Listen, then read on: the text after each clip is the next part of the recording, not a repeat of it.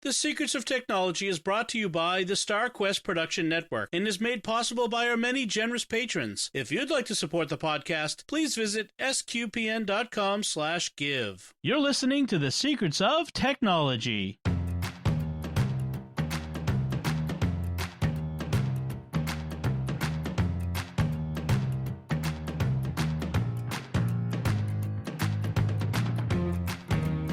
Hi, I'm Dom Bettinelli, and you're listening to The Secrets of Technology, where we discuss the technology news that's important to you from a uniquely Catholic point of view. And joining me today on the panel are Pat Scott. Hi, Pat. Howdy. And Father Andrew Kinstetter. Hi, Father Andrew. Hello, hello. So we're into our second week of the virus. That's what we're just going to call it, the virus, because we all know what it is. And the plague. The plague. We are hit by the plague. But I think we mentioned this last time.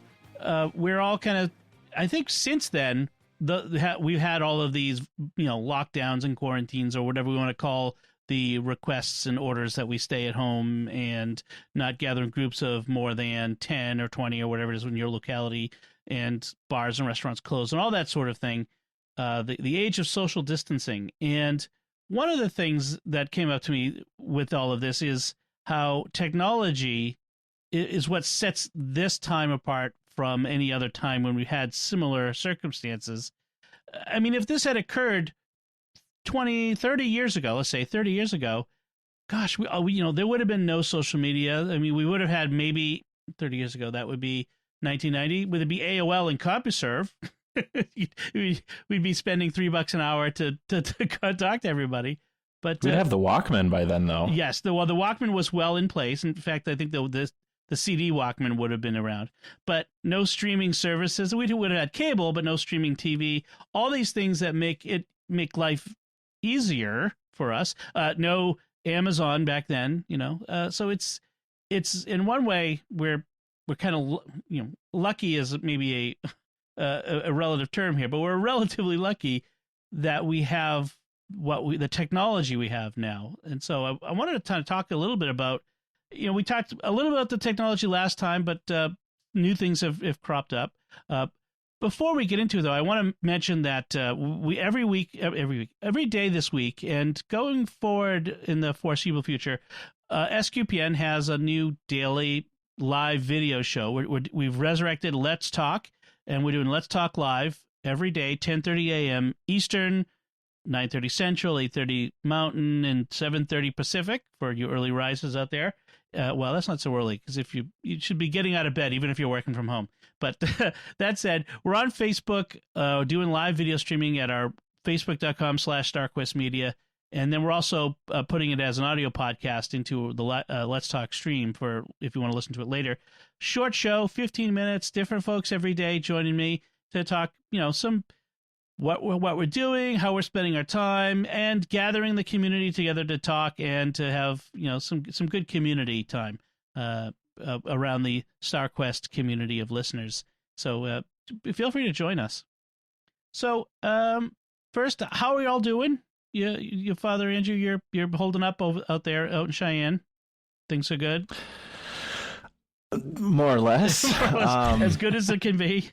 Yeah, I mean we're one of the many dioceses who have suspended all public masses, and we have basically suspended everything that would include a meeting of people of 10 or more. So, I mean, we had our Lenten mission canceled. We have, I mean, everything is canceled. So, as I tried to preach this past weekend on it, as we were leading into this, I told them, and I'll tell you guys too, that I'm still processing, and it's quite a upheaval for all of us. I think for the lay faithful as well as for the priests and the bishops. Yeah. So there's a lot of suffering going around on all fronts, and so I guess my plea to the listeners is keep your priests and bishops in prayer, and know that we're praying for you guys, because this is hard on all of us.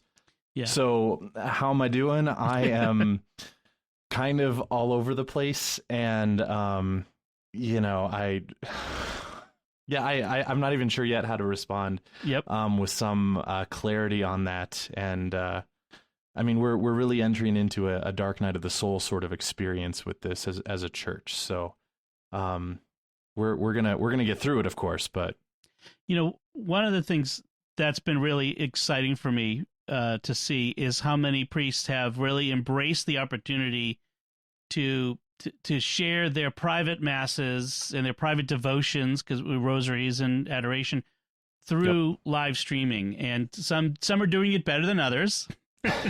Some are like, they have their phone in their lap and we're getting a nice view up their nose while they're doing, and and you want to tell some of them, turn the phone sideways, get a portrait view, but it is exciting to see them embracing this as a way, acknowledging how these sorts of things, because quite frankly, I was preaching this 10 years ago when I was working in the Archdiocese of Boston for the Catholic Media Office, where we were trying to get parishes websites, never mind this sort of thing. And so many churches didn't have Wi-Fi in the building, and it was impossible to get a phone signal in some of these churches because they're bunkers.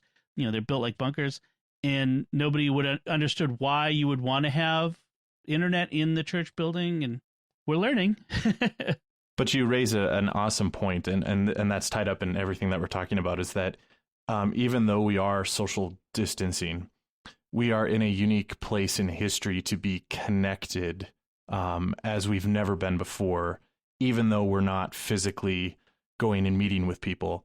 We can still, of course, be calling people, but there's the social media, there's the Facebook Live, and there's so many ways for people to still be in communication and contact with their priests, as well as for priests to be in communication and contact with their people, rather than just a complete kind of absence of anything because there's no method of communication. So we're in a very privileged time, but I think we're still trying to figure out how to do that. That's right. Because obviously, I'll throw this out there. There's always been, or I've already gotten a number of questions on, well, can you hear confessions via Skype? No, we cannot, because the sacraments are very, they're both physical and spiritual, and so you can't take something that's meant to be physical and do it just virtually. So no Skype confessions. But it gives a good reason why we have the confessional box with the screen. Yep, absolutely. Yeah. There was a photo floating around social media of a priest doing drive-through confessions. He was just out there sitting on a chair and had like some cones set up so people could drive up to him. So yeah, there's a lot of ingenuity out there, but technology is giving us an opportunity to stay connected, in ways that we couldn't ever before. Pat, I know you work with a lot of older folks who are probably at homes, in many cases alone. Have you been in touch with many of them? Have they been talking about how they're using technology to stay in touch? Most of my clients do use email. A lot of them use Facebook. Most of them do not do video chats or things like that. Some of them are still working. I mean, some of my clients are still working. And so I've started getting a lot of calls about, but I don't know how to set up Skype, or I don't know how to set up a way to use I don't have a camera. And I'm saying, your phone has a camera, so use that. If nothing else, to talk to your psychologist or whoever it is you're trying to connect with. They're still confused. I've got a lot of people that think they have to have a big computer, and they have to go buy a camera, and they have to go get speakers and the whole bit. And I'm saying, no, if in some cases a phone or a tablet works really well, and it's easier to set up, actually. Yeah, that's true. But yeah, I've got some people that I've had to, still go see, because I could not walk them through over the phone how to get to a website so that I could do a remote call in. They just couldn't do it. Yeah. And so I've got some of them that are kind of lost, and I'm trying to minimize visits, but it's hard. But a lot of them are saying, yeah, at least they can talk to their kids via text or that type of thing. And so that does seem to be a comfort for those who are able to do that. Yeah. Which obviously, if I'm seeing them for computer stuff, I'm seeing the ones who've got some connections. Right, right. And there's probably others out there who don't even have that. A lot more that don't. Yeah. I'm sure. So, but I was yeah. thinking about the fact that, at least people should think of this as a time that they can pick up the phone and call somebody they haven't talked to for a while. And our neighbor texted me and said, hey, we haven't seen your husband out for the last few days. Is he okay? And I'm thinking, yes, that's what we're all about. Concern for each other. So check on one another. I would also like to just throw this out there. I know this is a tech podcast, but this is also an awesome opportunity for families to just spend some time together and perhaps pull out some board games and, go low tech to just connect with your family. There can be a temptation to over tech the time, because it's there. Or to watch Netflix all day or, to disconnect. Right. Even from those who are your immediate family. I've seen all these great resources that are being thrown out there, zoos and aquariums and that are doing live video tours and all this great stuff, and it's all great, but there's so much of it, and you could overload on that. And that's kind of what you're saying. There is that a possibility that we could overload on the good stuff, and don't forget that there's always still the just being together. And right. and that's part of using technology properly is when not to use it.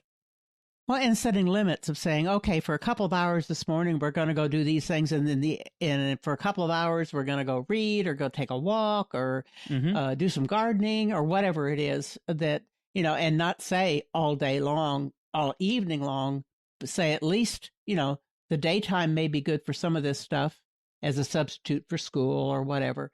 But the evening is a time when we're together and just enjoying it. Yeah. That's very good. Yeah, as someone who's our 5 kids homeschool while I work from home, and we've done that for years now, you've got to be able to, the kids do have iPad time at times, but it's very limited. And the rest of the time is they're building Lego stuff, they're playing with puzzles, they're running around outside as the weather permits. That's key. You've got to have that balance. So we should probably talk about some of the tech stories that are out there, some things that people might be interested in. One of the things, given how tricky it is to go out to stores and get things, Amazon has become a lifeline for many people. Amazon is I think second to Walmart as the world's biggest retailer, but it might be the world's biggest online retailer. And they've made several announcements. We should expect our Prime deliveries to run slower. That's one of the things they mentioned. Because they're being slammed by people who are shopping from home, that they're also putting priority in now this is the key. It's not that they're not selling non-health or household materials. There's been some reporting of that. They're prioritizing their warehouse space for the household goods and health-related goods over third-party seller goods. So the stuff that Amazon sells itself, from under their title, that stuff is still fine. It's what they do is they'll sometimes, or not sometimes, is that there are thousands of third-party retailers who, rather than run their own online store and warehouse and whatnot, they let Amazon sell it and do the fulfillment of the order for them. Well, those guys are getting kind of pushed out, which is bad for them. I mean, that means they're not being able to sell stuff. But it means that more of the stuff that people want, like, toilet paper and paper towels and all that stuff that's hard to come by, hopefully will be more available.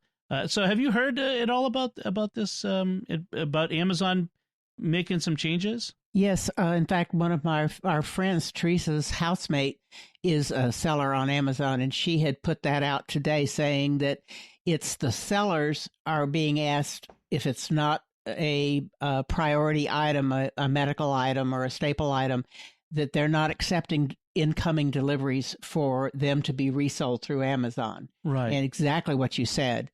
But that announcement's going out there for the crafters and the people who are selling stuff through fulfillment by Amazon. Right. Type but things. They could still sell direct. They just have to sell. Yes, they could do that. They could ship themselves. Yeah. But right.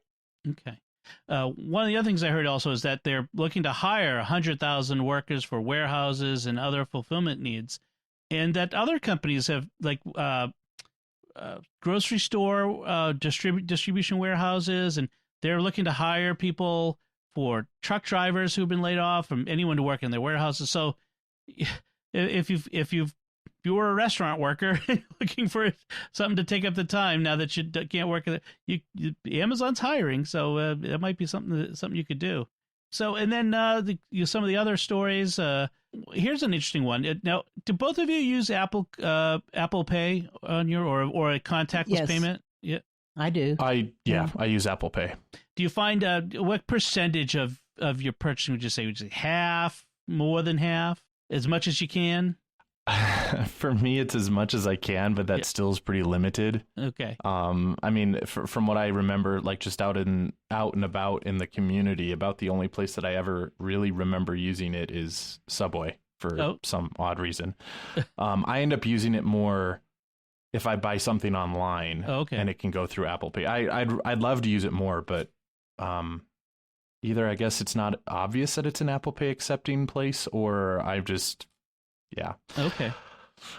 I should use it a whole lot more, and I have definitely been involved in those conversations on why it's more secure than just a credit card. Right. But well, it maybe even with Pat. How about you? Just before we get into why, Yeah, I use it every time I can. In most of the grocery stores, pharmacies, even a lot of restaurants, especially if they're using a Square type of swipe, will take the contactless credit cards. It's a lot more than used to be. And so that's encouraging, but there are still a lot of little places that they just have the physical swipe, and that's all you've got. But a physical card swipe is probably a lot more sanitary than handing them a stack of dollar bills. Right. That's where I was going with that. Is well, some of the experts are saying it's money, cash, coins are carriers for germs, and that you're a lot safer if you're doing things, even if you're just swiping, never mind the contactless with your Apple Watch or your iPhone, doesn't even have to touch the device. Although sometimes they want you to type in your zip code or your PIN, which is you just have to touch the thing. So maybe you can find a stylist to do that for you.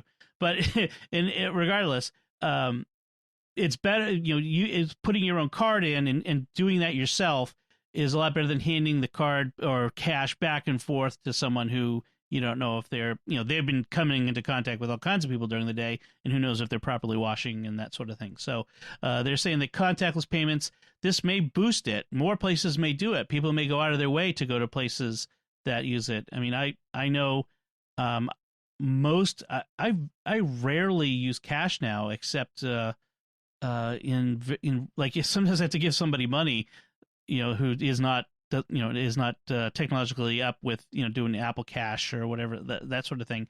I find myself with cash like that, but in general, almost everything I do now is either card or contactless.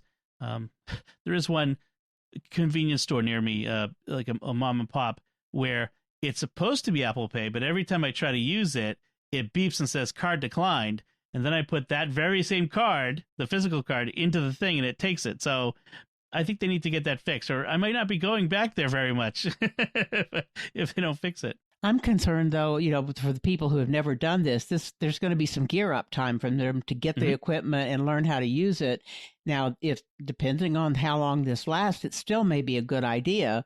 But, I can see there's going to be a lot of confusion in the very beginning. And I'm seeing the same thing with the working from home. If they're not already used to doing it, all of a sudden to go get that gear and try to figure out how to set it up is so stressful. Yeah. And there's all kinds of advice out there, all kinds of tech, websites, and these are the essential apps and the essential gear, and a lot of that isn't essential. Just although one of the things I would say in general, a piece of advice working from home is, even if you're working on a laptop, see if you can get a big screen, and a real keyboard and a mouse or trackpad. A laptop can be good for working on as needed, but when you're for hours a day, having the bigger screen and a real keyboard and a bigger trackpad or mouse makes a big difference, even if it's connected to the laptop. So that's my little bit of advice. So the other bit of news, and we can move on from there. There's a lot of news about how people working from home are stressing their bandwidth, their internet. Comcast and T-Mobile have lifted data caps. I took the plague for them to lift their data caps, but there's now, if you want to download that 300 gigabyte video file, you can do that now. But it might take a while. It might take a while, yeah. But they've lifted their data caps for the interim, for the time being. They're no longer disconnecting people for lack of payment for the short term. You still gonna have to pay your bill, but they're holding off on the disconnections. And Comcast, at least, has announced that they're giving a basic internet service to anyone who asks for it in their service areas. Spectrum said basically if you had a household that had children that were needing to get on the internet for homeschooling or for schooling purposes, they would do it for that. They didn't say all households, but they said free internet for families that have kids in school.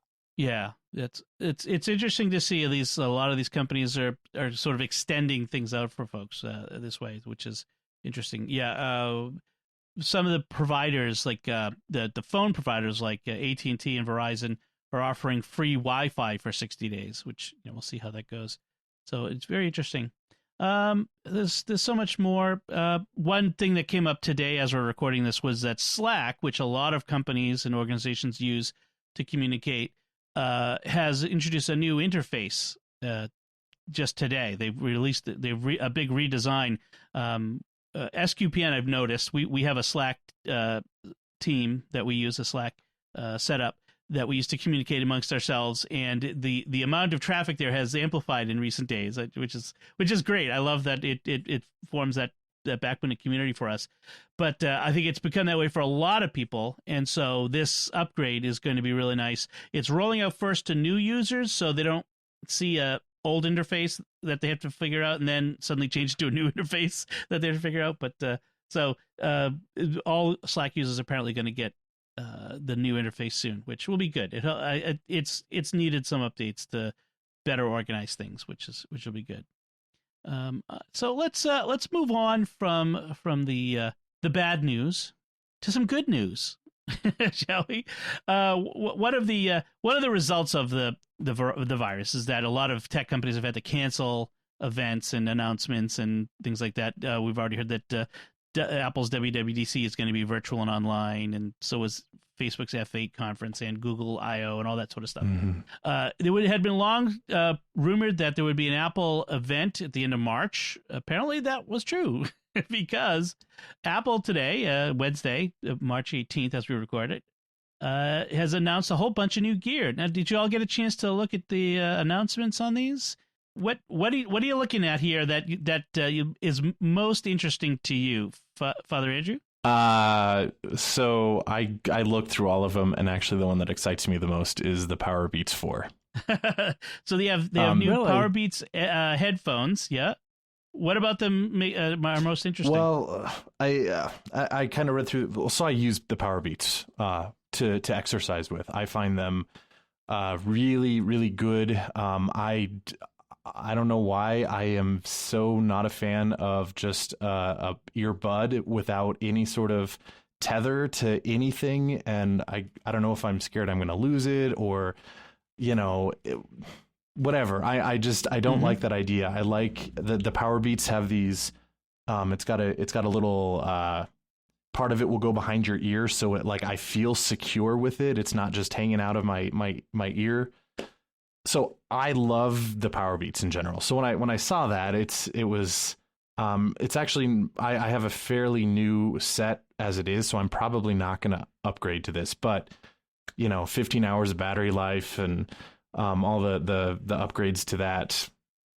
Yeah, they it kind of was speaking my language. At $150, that's a pretty good deal compared to AirPods, which are more than that, a little bit more. I know what you're saying about worrying about them falling out. I have AirPods, and I'm constantly, like when I'm walking, constantly having to touch them, push them in, make sure they're not falling. And occasionally they'll fall out. And if I'm wearing a coat, it's like it's in my coat, it's in my scarf. Yeah. I'm like, where the heck did that go? If I'm not wearing a coat, it's on the ground, and I worry like if I'm crossing, I have a major street here, and if I'm crossing the street and it falls, I'm like, I don't want to bend over, pick it up, and get hit by a car, you know. So I agree. I like the idea of the tether around the ear, you know. And I balance that against that. Well, but there's that convenience of being so small and nothing to tangle or get caught on things. And so it would be a tough one for me. It's not ever going to get tangled though. Like it's short. The wire is short. Yeah. And if it's a status symbol, I don't need an AirPod to you know. But people think I'm cool. They are comfortable and they do work phenomenally. But yeah, no, I prefer that. So yeah, so I was excited about those. The other ones, I just got a new iMac and that's what I'm using to podcast with, and so I'm not in the market for a new iPad or a MacBook Air. How about you, Pat? What looks most interesting to you?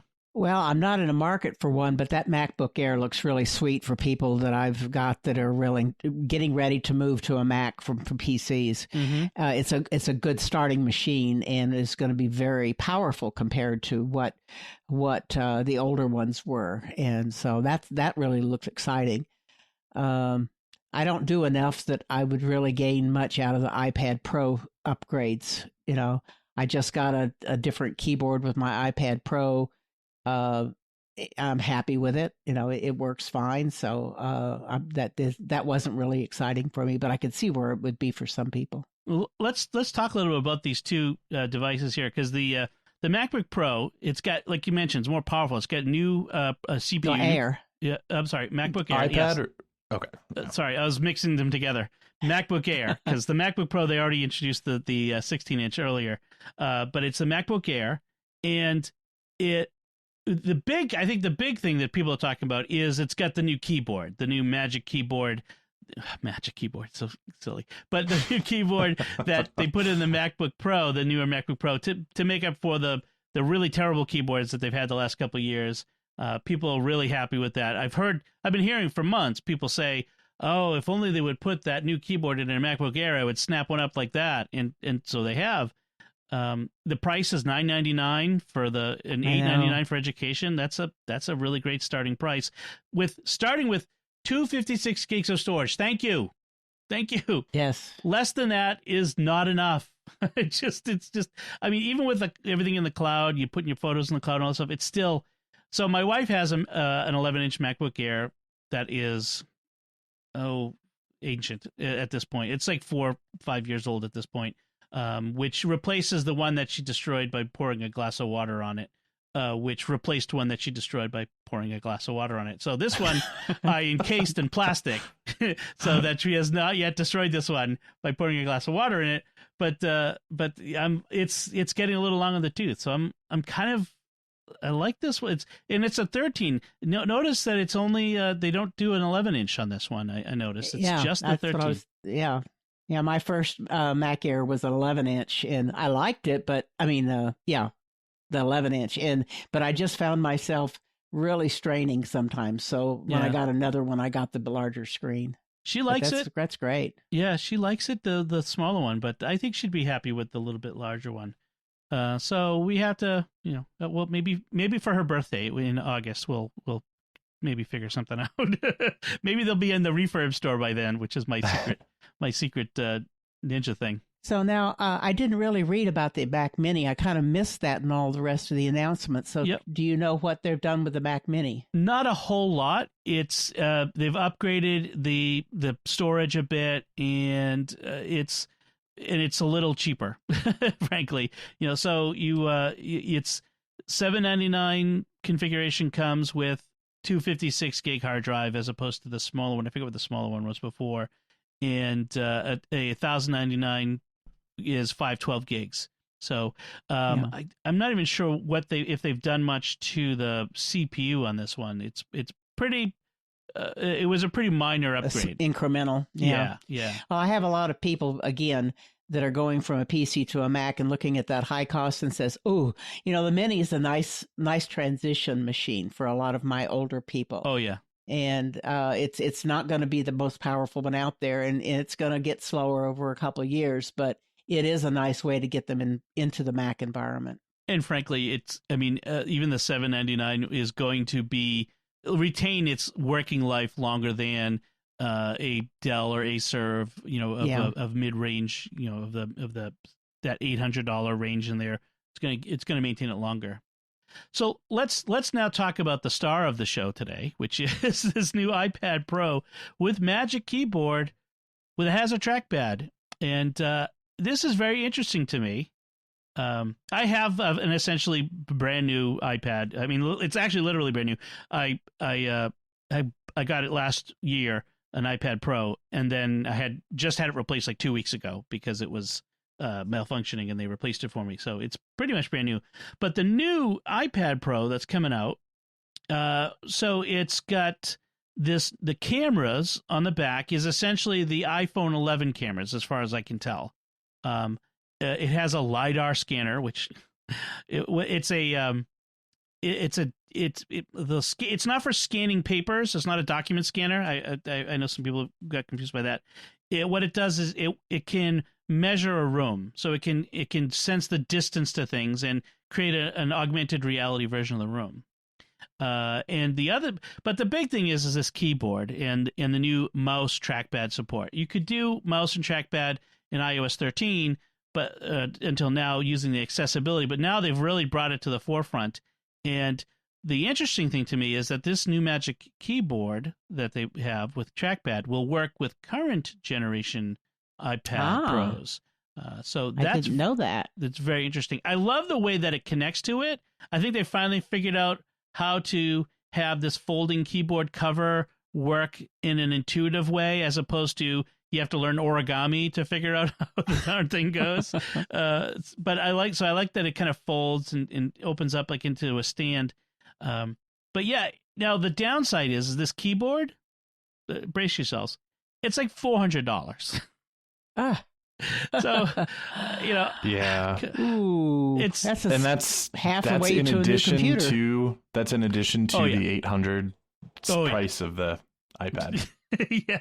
yes, it is on top. Yeah, that's on top of. So you're looking at the cost of a decent MacBook, to get this with the trackpad and keyboard. I mean, you really have to be committed to the trackpad, keyboard, iPad lifestyle here. I mean, that's really what it kind of boils down to. Is you've got to be all in on iPad. Which, okay. I'm not. I'm still first and foremost a Mac guy, but yeah. I mean, I would love to have one. I mean, let me put it that way. I love the idea of having it. Once you've got the pencil and the keyboard, yeah, you're up to over $1,200. I think somewhere around there. Yeah, what's the price? Yeah, I would be tempted to go ahead and go a MacBook Pro at that point, but I guess Apple is really pitching it to be a replacement for a laptop, although it technically still can't do some of the things. So I know that's where they're going. It's just that there's a part of me that's dragging my feet. I should clarify. The 11-inch is $300. It's the 12.9-inch is $349. So not quite $400. So it's still $300 for essentially a keyboard.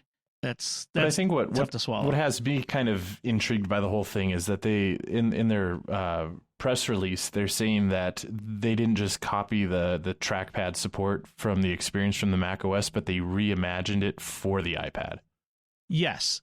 So that has me interested. There's a great video of Craig Federighi, who's the Apple Vice President for Software, who would normally at a big event, a keynote event, would get up there and demonstrate it. Him demonstrating it on camera, so doing his shtick, which is good. And we'll put a link to that in the show notes. But it's very interesting. Yeah, the way that it works is you put your finger on the trackpad and you move it, and you see the cursor on the screen. It's a round dot as opposed to an arrow. And as it slides over things you can click, there's a definite change in the shape and how things kind of pop out. So it's very nice that way. There are 2-finger and 3-finger gestures for navigation and for manipulating things. So it looks great. And in fact, for the gold standard here will be how you can do text manipulation with it and editing, and then you move the cursor around in that. So that will be interesting. I mean, frankly, a lot of times I find myself when I'm on my laptop, I actually find myself touching the screen of the laptop of the MacBook because my mind has shifted when I've got a screen there in front of me on the table as opposed to otherwise. But as long as you can use these features with third-party devices, or my Magic Trackpad that I use on my iMac, if I could connect it to my iPad using the updated operating system and this new stuff, that I would be fine with that. I'm not especially jonesing for a trackpad keyboard myself. I've got the Bridge keyboard, and I'm kind of happy with that. But if I could use like a third-party mouse or something with it, that would be it, which I can now. I grant, but much more integrated. Much more integrated. Not so through the accessibility menu, and it's not quite smooth yet. That like this is. So it would be nice. So yeah, that's their new lineup. And again, it's if you're in the market for an iPad Pro, it's really nice. The one thing we didn't hear about was the expected low-end iPhone. Sometimes it's called the iPhone SE2. Some people call it the iPhone 9. Whatever it would be, some sort of lower cost phone has not been announced. And some of that may be because they expect them not to sell very well given the current circumstances, or that they couldn't make enough of them in China to satisfy the demand given what was going on in China not too long ago. So, or it may just still be coming later this month. They wanted to do a separate splashy announcement of some sort. So we'll see. It seems like they've split up the iPhone from the other announcements a little bit more sometimes. Yeah. Well, they have an iPhone event usually in September. Right. Yeah, that's what I was thinking, is that's they may not make big iPhone announcements, but they will make some along with the others. But yeah, I always think of the iPhone ones at a different time. They do the big iPhone announcement in the fall, but they have done a spring iPhone, which is when they did like the SE or the small, like the less expensive iPhones, the smaller ones, that sort of thing. So they have done them in the spring, and so that's why people were hearing rumors that they would, and that way they don't cannibalize the sales of the high end stuff in the fall. These are aimed at a different audience. That's the thinking. But everything's in the air now. Who knows what? I mean, we may not even get an iPhone 12 this year. That's been talked about. I've seen reports that the Samsung S20, their brand new flagship phone, hasn't been selling at all. Almost. I mean, it's really minimal sales. So it's a whole new world we're in. Yeah, people are, with all this having happened with the economy, people are going to be tightening back on those things that are not essential. And they're going to be saying, I don't need a new phone. I've got this one. It'll work perfectly fine. Right. Although we get that sweet stimulus money coming, people can have that big check burning a hole in their pocket, right? Yeah, but I thought that was for rent and for internet access and things like that. People are. Well, speaking of not spending our money on irrelevant things, there was a headline I wanted to jump in on. Is that Xbox announced the new Xbox Series X, which I don't want to spoil anything you're going to pick for this week, Father, but I just wanted to mention that the Xbox Microsoft has announced the next version of the Xbox, and it's got some pretty hefty specs on it. Some really strong contender for gaming. I mean, we're all going to be spending a lot more time at home. If you're going to spend some time gaming, this might be the way to do it. What do you think of it, Father? I'll give you a firsthand experience of it when it finally ships, whether it's this Christmas or not. But no, I'm excited for it. I was kind of looking at it and I I kind of get lost in some of the techno language and all of that with the CPU and the GPU and all that stuff. And I mean, all of it was basically telling me that I should be excited for this thing. And I watched some of the videos on how fast it loads compared to the Xbox One X, and the internal storage that it's going to have. And I mean, I'm a Halo Infinite fan it's coming with the new one. I'm going to get it. It's something that I'm just going to have to budget for, but I'm excited for sure. Awesome. Yeah, I needed to mention that just because. Yeah, that's an exciting bit of of happy news to see that. And they've been console. teasing the hardware specs for months now, so it's nice to have it in front of us. Right. All right, so we should. I think we should move toward our picks of the week. I think that would be a nice way to wrap things up this week. And as we do that, Pat, I want to turn it to you and say, what's your pick this week? Well, this is totally frivolous because I've had a little bit of extra time this last week or so, and my brothers and I have been texting like for hours with each other. And my brother was telling me about Pinball Wizard, and I said, "Oh, I never did a lot of pinball when I was a kid, so let me go try it." And it's been fun. It's easy to get into, and it's very addictive, and I don't feel stressed by it. It's more a happy thing. I don't like games that make me feel like I've got to run so fast to keep up. I'll try a platform game or something like that, and I'll think, oh, this is too much work, and I'll throw it away. But this one's been fun. This has been fun. So this is the Pinball Wizard. It's available on Apple Arcade, so you have to have Apple Arcade to get it. And frankly, Apple Arcade is hundreds of games now. I mean, if you can't find something that you like, I mean, my kids love What the Golf, and which is that crazy golf game, and Red Rain, that Hexaflip. I kind of gave up on Hexaflip for after a while because I got stuck and I was getting stressed. So like you said, I start over. I start over and go back through them again. But I saw Pinball Wizard and it looked interesting, and maybe I should check it out if you think it's fun. Now, my brother he has a little hand controller he just bought. I don't know, it was the Sony or something that he just bought. But I just was playing it on the iPhone just left and right to use as the flippers, and I was having a lot of fun with that. Oh, cool. So it wasn't something I felt like you really had to have a controller for. Awesome. That's good. Good pick. Father Andrew, what's your pick this week? Well, mine is very much in a similar vein, and mine is less of a pick and more of, I guess, I would call it a service. And in general, my pick is the online gaming services. So that would include things like Xbox Live, the Nintendo Switch Online, the PlayStation Plus. But it's also, you can use online gaming stuff with iOS and Android and PC and all the platforms, and I guess the reason that I wanted to throw this out there now was, especially in this time of being quarantined or social distancing, and if we want to avoid just complete isolation and binging on Netflix, these online gaming services can be a phenomenal way to connect with family and friends. In fact, here when we're done with this, me and my brother always play Halo online every other week. So it becomes for us both just a something that we enjoy to do together. But he lives 4 hours driving north of me, but we then can catch up and talk about life and connect in more ways than just playing the game together.